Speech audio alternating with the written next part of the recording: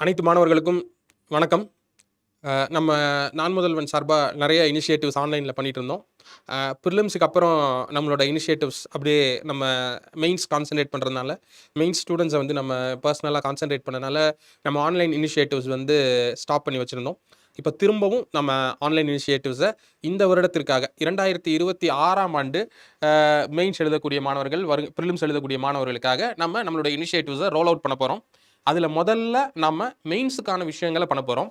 அ 2026ஆம் ஆண்டுக்கான prelims பிரிலிம்ஸுக்கான initiatives வந்து அதாவது நம்மளுடைய டெஸ்ட்டு அண்டு நம்மளுடைய விஷன் 1000 மிஷன் 100 2.0 எப்போ ஸ்டார்ட் ஆக போகுதுன்னா டிசம்பர் மாசத்துல ஸ்டார்ட் ஆக போகுது. ஸோ அதுக்கு முன்னாடி இருக்கக்கூடிய காலகட்டம் நமக்கு கிட்டத்தட்ட ஒரு 35 நாட்கள் இருக்குது. இந்த காலகட்டத்தில் நம்ம மெயின்ஸை நோக்கி எஃபர்ட்ஸ் எடுக்கலாம் அப்படின்ட்டு வந்து ஒரு நான் முதல்வன் சார்பா ஒரு முடிவு பண்ணியிருக்கிறோம். என்ன காரணம் அப்படின்னா, முதல் காரணம் மாணவர்கள்ட்ட இருந்து வந்த கோரிக்கை. நெறைய மாணவர்கள் மெயின்ஸ் பத்தி அவங்களுக்கு வந்து ஒரு ஃபியர் இருக்குது. எப்படி அப்ரோச் பண்றதுன்னு தெரியாம, ஒரு கிளாரிட்டி இல்லாத ஒரு தன்மை இருக்கு. ஸோ, அப்ப அவங்களுக்கு ஒரு கிளாரிட்டி குடுக்கணும். அதுக்கப்புறம் பிரிலிம்ஸ் கிளியர் பண்ணதுக்கப்புறம் என்னுடைய அனுபவத்துல, எங்களுடைய அனுபவத்துல நம்ம பார்க்கக்கூடிய விஷயங்கள் என்னன்னா, சில மாணவர்கள் கஷ்டப்பட்டு வந்து ஒரு நெறைய எஃபோர்ட் போட்டு ஆரம்பத்துல பிரிலிம்ஸ்க்கு எப்படி கிளியர் பண்றதுன்னு தெரியாம அலைஞ்சு திரிஞ்சு ஒரு 4 வருஷம் கஷ்டப்பட்டு பிரிலிம்ஸ் கிளியர் பண்றாங்க. கிளியர் பண்ணிட்டு வந்ததுக்கு அப்புறம் ஒரு ஃபர்ஸ்ட் 10 நாள் ரொம்ப ஆர்வமா இருக்கிறாங்க. அதுக்கப்புறம் அப்படியே அவங்களுடைய ஒரு மனநிலை வந்து அப்படியே ஒரு ரொம்ப சோர்ந்து போயிடுறாங்க. ஐயய்யோ! நம்ம மெயின்ஸ் ரெடி இல்லையோ! அந்த 60 நாளைக்குள்ள நெறைய பண்ண முடியும். ஆனா, அவங்க வந்து பிரிலிம்ஸ்க்கு நான் பிரிப்பேர் ஆயிருக்கேன். மெயின்ஸ்க்கு பிரிப்பேர் ஆகல அப்படிங்கிற ஒரு சிந்தனை அவங்களுக்குள்ள அதிகமா அவங்கள ஆட்கொண்டதுனால, அவங்க வந்து ஒரு மனச்சோர்வு ஏற்பட்டு காணப்படுறாங்க. இந்த மாதிரி பல மாணவர்கள நம்ம பார்க்குறோம். பிரிலிம்ஸ் கிளியர் பண்றதே ரொம்ப கஷ்டமான வேல.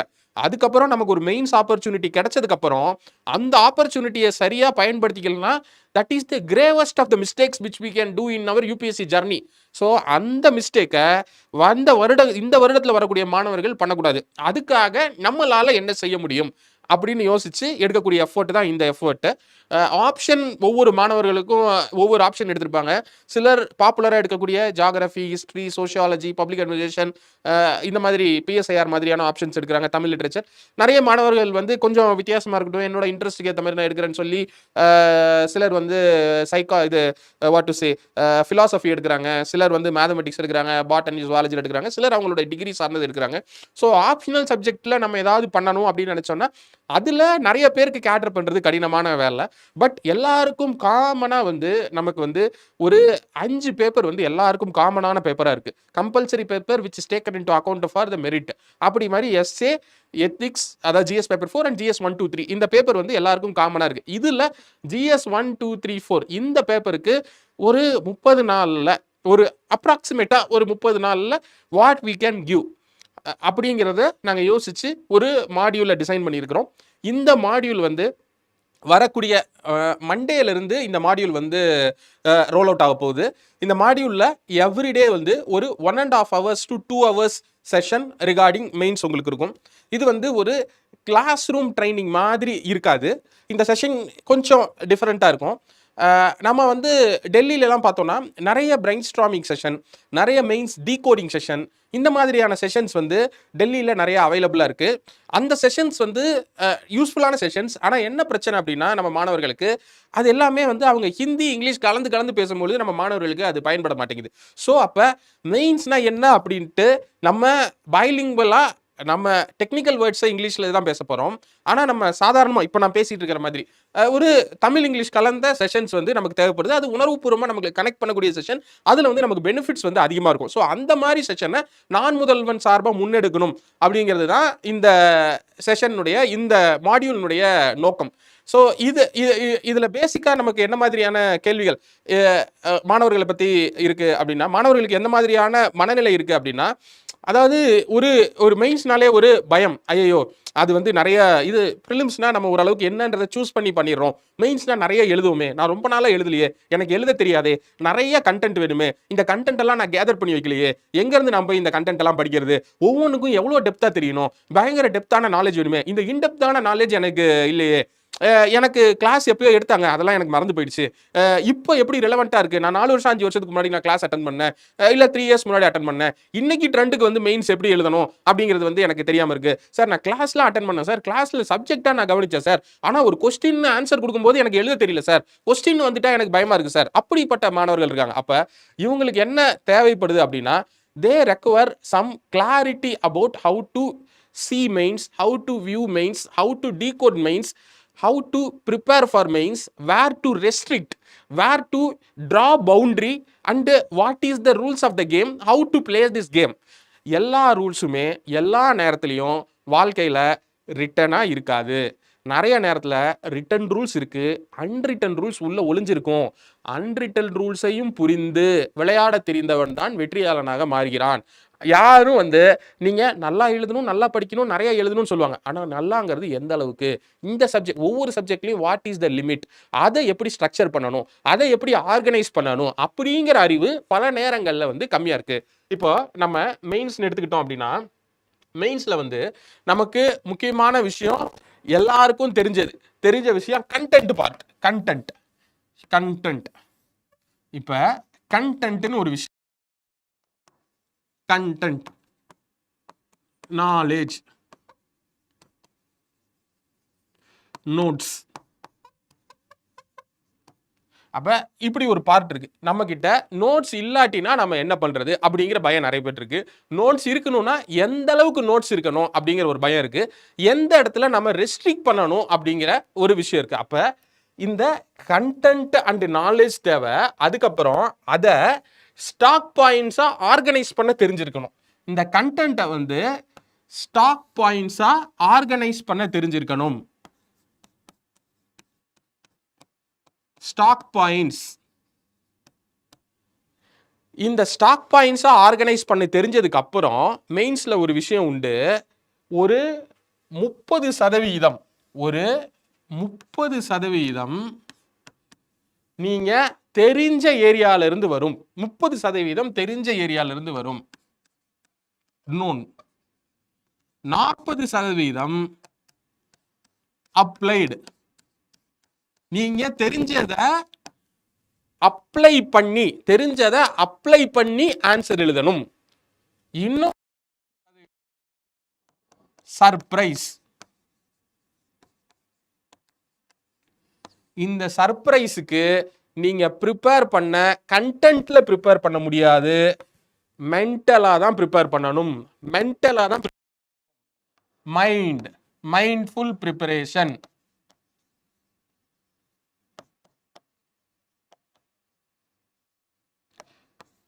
ஸோ நோன் ஏரியா என்ன ப்ரிப்பேர் பண்ணணும், அப்ளைடு ஏரியாவுக்கு எப்படி ப்ரிப்பேர் பண்ணணும், சர்ப்ரைஸ்க்கு எப்படி ப்ரிப்பேர் பண்ணணும், இப்படிப்பட்ட சவால்கள் நம்ம முன்னாடி இருக்கு.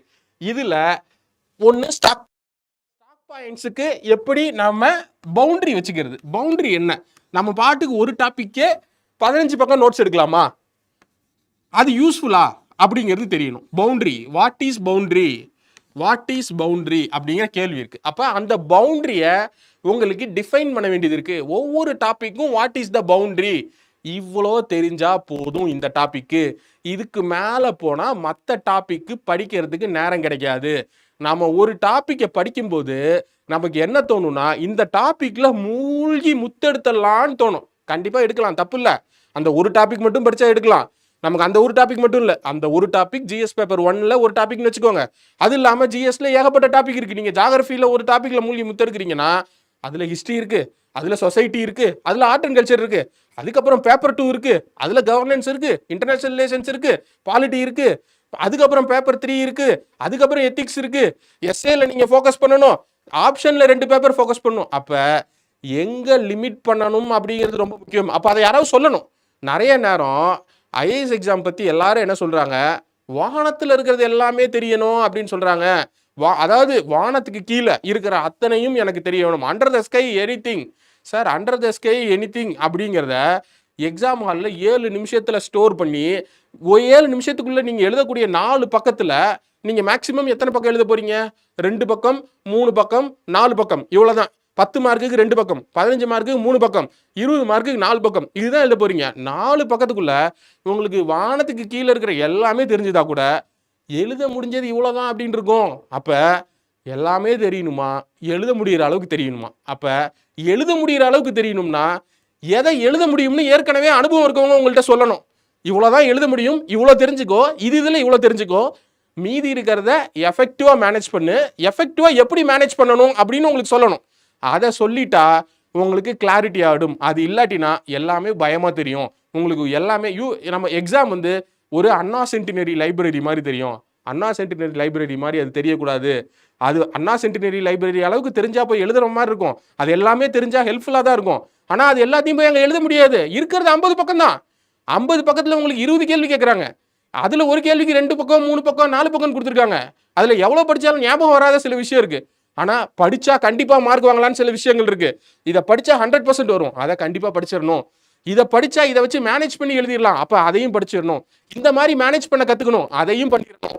ஸோ இதை எப்படி பண்ண வேண்டும், இதுக்கான என்ன அல்காரிதம் இருக்குது அப்படிங்கிறத சொல்லித்தரத்துக்கான செஷன் தான் இந்த செஷனாக இருக்க போகுது. இந்த வரக்கூடிய மாடியூல் வந்து அப்படிதான் இருக்க போகுது. ஒவ்வொரு டாபிக்லையும் how to draw the boundary, what are the basic things you have to know அப்படிங்கிறது இதில் இருக்க போகுது. நான் அப்படி இதில் கண்டென்ட் தேவை, அதுக்கப்புறம் ஸ்டாக் பாயிண்ட் தேவை, அதுக்கு பவுண்ட்ரி தேவை, பவுண்ட்ரிக்கு அப்புறம் என்ன தேவை, இந்த ஸ்டாக் பாயிண்ட்டையும் பவுண்டரியும் வச்சுக்கிட்டு நோன் ஏரியாஸை ஈஸியாக ஹேண்டில் பண்ணிடலாம். அதுக்கப்புறம் இந்த ஸ்டாக் பாயிண்ட்டை வச்சுக்கிட்டு இதை ரீஅலைன் பண்ணி பிரைன் ஸ்டார்ம் பண்ண தெரியணும். நமக்கு தெரிஞ்ச ஏரியாவில் ஒரு அப்ளைடு கொஷின்ஸ் வந்துச்சுன்னா சிலபஸை வச்சுக்கிட்டே எப்படி ஆன்சர் ஃப்ரேம் பண்ண முடியும், சிலபஸ் வார்த்தைகளை வச்சுக்கிட்டு நமக்கு தெரிஞ்ச ஏரியாவை வச்சுக்கிட்டு எப்படி ஆன்சர் எழுத முடியும் அப்படிங்கிறத பிரைன் ஸ்டார்ம் பண்ண தெரியணும். பிரைன் ஸ்டார்ம் எப்படி ப்ரெசென்ட் பண்றதுன்னு தெரியணும். 2 பக்கத்துக்கு ஒரு மாதிரி ப்ரெசென்ட் பண்ணணும், 2 பக்கத்துக்கு ஒரு மாதிரி ப்ரெசென்ட் பண்ணணும், 3 பக்கத்துக்கு இன்னொரு மாதிரி ப்ரெசென்ட் பண்ணணும், 4 பக்கத்துக்கு ஒரு மாதிரி ப்ரெசென்ட் பண்ணணும், எஸ்ஏக்கு ஒரு மாதிரி ப்ரெசென்ட் பண்ணணும். எதை முதல்ல எழுதணும், எதை ரெண்டாவதாக எழுதணும், எதை கடைசியாக எழுதணும், எது முக்கியம், எது டீச்சரோட அஸ்பெக்டில் எதை டீச்சர் அப்ரிஷியேட் பண்ணுவார், எதை மிஸ் பண்ணக்கூடாது, எதை ஓவர் எம்ஃபசைஸ் பண்ண தேவையில்லை. சில விஷயம் எல்லாரும் ஓவர் எம்ஃபசைஸ் பண்ணி வச்சுருப்பாங்க, அதை ஓவர் எம்ஃபசைஸ் பண்ண தேவையில்லை.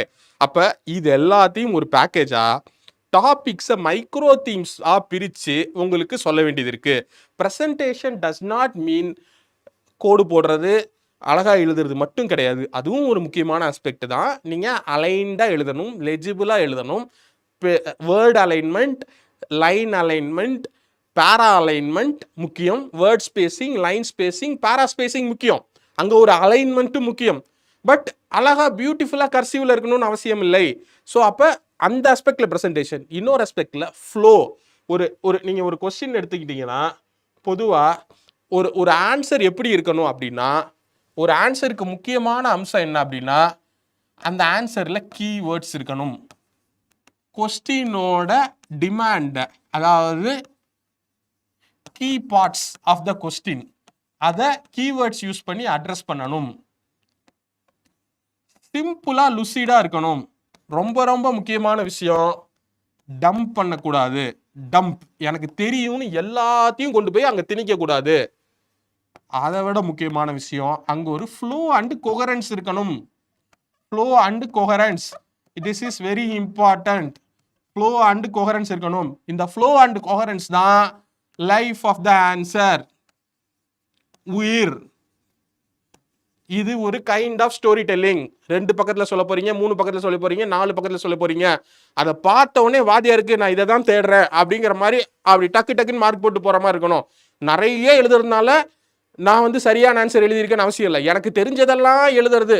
இந்த ஏரியாவில் நீங்கள் போய் டீச்சருக்கு போய் டீச் பண்ணக்கூடாது. எனக்கு தெரிஞ்சதெல்லாம் நான் எழுதுறேன் பாரு, இதில் எனக்கு எவ்வளோ தெரியுமா, அது முக்கியம் இல்லை. உங்ககிட்ட 150 வார்த்தைக்கு தான் எழுத சொல்லியிருக்காங்க, இல்லை 250 வார்த்தைக்கு தான் எழுத சொல்லியிருக்காங்க. அதுக்குள்ள எவ்வளோ சிஸ்டமேட்டிக்காக நீங்கள் ப்ரெசென்ட் பண்ணணும். அப்போ உங்களை சிஸ்டமேட்டிக்காக திங்க் பண்ண வைக்கணும். It all requires systematic thinking. So அப்போ இதுதான் rules of the game. But இந்த ரூல்ஸ் ஆஃப் த கேம் வந்து உங்களோட நோட்டிஃபிகேஷனில் இருக்கா, இல்லை இந்த மாடலில் இருக்கா, இல்லை இப்படி ப்ரிஸ்கிரைப் பண்ணியிருக்காங்களான்னா உங்கள்கிட்ட இருக்காது. இது உடனே வந்துருமா சார், இந்த பிபிடி சொல்லிட்டீங்க, நான் அப்படியே பிடிச்சிட்டேன் சார், அப்படியே போய் நாளைக்கு மெயின்ஸ் எழுதுனா அப்படி. இதை ப்ராக்டிஸ் பண்ணணும். இது உங்களுடைய சிஸ்டமேட்டிக்காக உங்கள் உடம்புக்குள்ளே போகணும், உங்களுடைய மசில் மெமரியாக மாறணும். அப்போ இந்த மாதிரி ஒவ்வொரு டாபிக் எடுத்து இந்த எல்லா செக் பாக்ஸையும் நீங்கள் டிக் அடிக்கணும், உங்கள் ஆன்சர் பெஸ்ட் ஆன்சராக மாறணும் அப்படின்னா அது எந்த இடத்துக்கு கொண்டு போகணும்? முதல்ல கீ கான்செப்ட்ஸை உங்களுக்கு டீகோட் பண்ணி காட்டணும். அதுக்கு என்ன பவுண்டரி அப்படின்னு உங்களுக்கு சொல்லணும். அந்த பவுண்டரி நீங்கள் அவேராக இருக்கணும், அந்த பவுண்டரிக்குள்ளே நின்று விளையாட தெரியணும். அப்போ அதுக்கு உங்களுக்கு பவுண்டரியை இன்ட்ரடியூஸ் பண்ணணும். அதுக்கப்புறம் இதுக்குள்ள இதை வச்சுக்கிட்டு எப்படி இன்டர்லிங்க் பண்ணுறது, இதை வச்சுக்கிட்டு எப்படி அப்ளை பண்ணுறது, இதை எப்படி இதை வச்சுட்டு நம்ம பிரெயின் ஸ்ட்ராம் பண்ணுறது அப்படிங்கிறத சொல்லி கொடுக்கணும். இதை எவ்ரி தீமுக்கு எப்படி பண்ணுறது, there are so many themes within த இது. அப்போ தீம் வைஸ் இதை எப்படி பண்ணுறது அப்படிங்கிறத சொல்லணும். அதுக்கப்புறம் இதுக்கு மாடல் ஆன்சர் கொடுக்கணும், எக்ஸசைஸ் கொடுக்கணும், அதுக்கப்புறம் லைவ் பிரெயின் ஸ்ட்ராமிங் பண்ணி காட்டணும். ஸோ இதெல்லாம் பண்ணுறது ஒரு 30 செஷன்ஸில் ஆப்டிமலாக மெயின்ஸை பற்றி ஒரு கிளாரிட்டி கொடுக்கறதுக்கான ஒரு மாடியூல் தான் என்எம் மெயின்ஸ் ஐ ஓப்பனர். இதுதான் என்எம் மெயின்ஸ் ஐ ஓப்பனர். இதில் இப்போ what it takes for mains, அந்த 5 stages, content, stock point, brain storm, presentation, இதில் உங்களுடைய ஸ்கில் செட்டை இம்ப்ரூவ் பண்ணுறதுக்காக வரக்கூடிய மண்டேலேருந்து ஒரு அப்ராக்சிமேட்லி ஒரு 30 செஷன்ஸ் நான் முதல்வன் சார்பாக மெயின்ஸ் ஐ ஓப்பனர் செஷன்ஸாக கண்டக்ட் பண்ண போகிறோம். நீங்கள் அதிலிருந்து பெனிஃபிட் ஆகணும் அப்படின்னு உங்ககிட்ட நான் கேட்டுக்கிறேன். இந்த செஷன்ஸ் முடிஞ்சதுக்கப்புறம் நம்ம அப்படியே போன வருஷம் மாதிரியே விஷன் மிஷன் செஷன்ஸ் ஸ்டார்ட் பண்ணி டிசம்பர்லேருந்து ப்ரிலிம்ஸ் டெஸ்ட் பேட்ச் வந்து ஸ்டார்ட் பண்ணிடுவோம். ப்ரிலிம்ஸ் டெஸ்ட்டை வந்து this time also will extend Anna Nagar from December onwards. போன வருஷம் வந்து பிப்ரவரியிலேருந்து தான் பண்ணோம். இந்த வருஷம் டிசம்பர்லேருந்தே உங்களுக்கு வந்து ப்ரிலிம்ஸ் டெஸ்ட் பேட்ச் அண்ணா நகரில் வந்துடும். இந்த செஷனில் வந்து நீங்கள் பலனடையுமாறு கேட்டுக்கொள்கிறேன். நன்றி, வணக்கம், தேங்க்யூ.